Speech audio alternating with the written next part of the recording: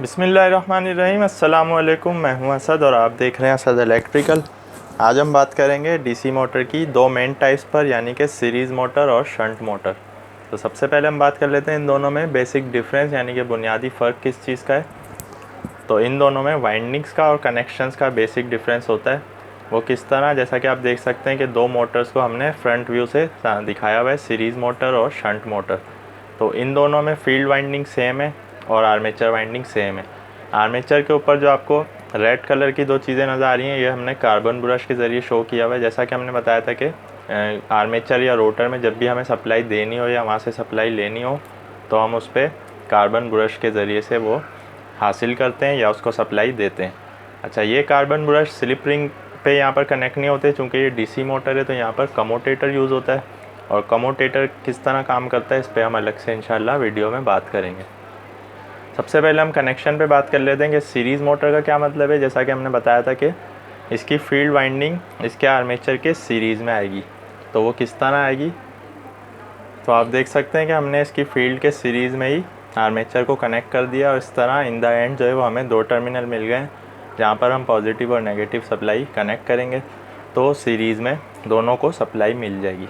अब हम बात कर लेते हैं शंट मोटर के कनेक्शन पर। तो शंट यानी कि इसमें पैरेलल होते हैं फील्ड वाइंडिंग के और आर्मेचर वाइंडिंग के। तो वो किस तरह, तो इसकी फील्ड वाइंडिंग को हमने आर्मेचर के पैरेलल में कनेक्ट कर दिया।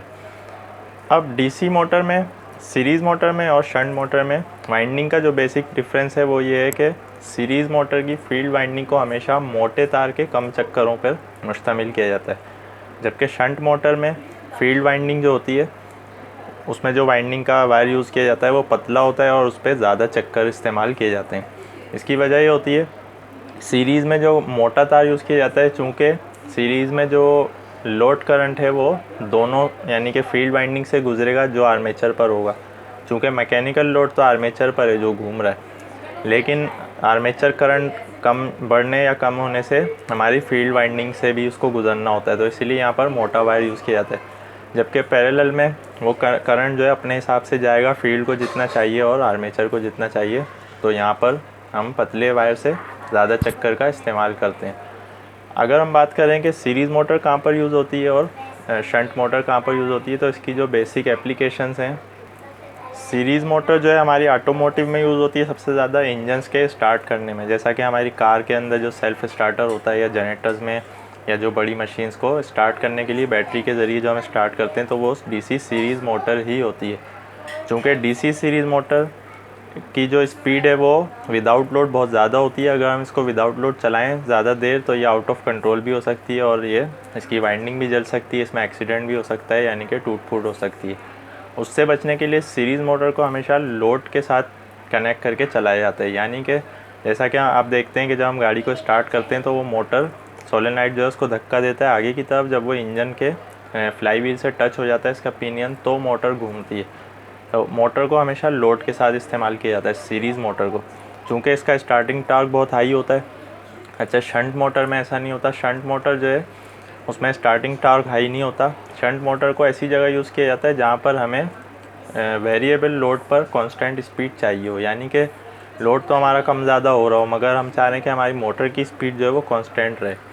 तो शंट मोटर को हम ज़्यादातर यूज़ करते हैं लेथ मशीन में। लेथ मशीन हो गई, मिलिंग मशीन हो गई, प्रिंटिंग मशीन हो गई, और इसी तरह जो वुड कटर मशीन होती है, ऐसी जगहों पर जहाँ पर लोड तो कम ज़्यादा हो रहा है मगर स्पीड हमें कांस्टेंट चाहिए, एक जैसी चाहिए।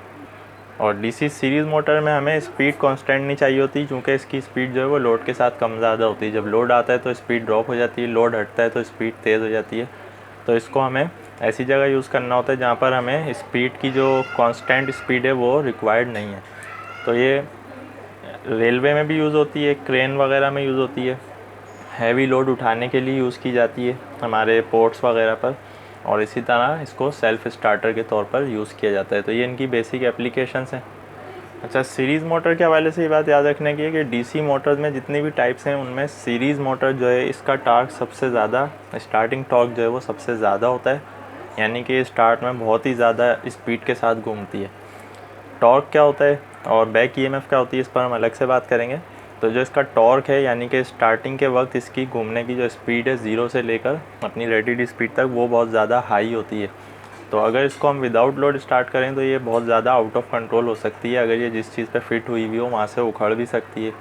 तो इसीलिए इसको परमानेंटली जो है लोड के साथ इस तरह लगा दिया जाता है कि जब भी ये स्टार्ट होगी तो हमारा लोड भी स्टार्ट होगा, यानी कि इसको लोड के साथ ही घुमाया जाता है। तो इसका सबसे जो है मेन बेनिफिट वो यही है कि इसको हैवी लोड में इस्तेमाल किया जाता है, जबकि शंट मोटर को जो है ऐसी जगह जहाँ पर हमें कांस्टेंट स्पीड चाहिए तो वहाँ पर इसको यूज़ किया जाता है। तो ये डीसी मोटर की दो मेन टाइप्स के ऊपर आज हमने बात की है, डीसी सीरीज़ मोटर और डीसी शंट मोटर। उम्मीद है कि वीडियो आपको पसंद आई होगी।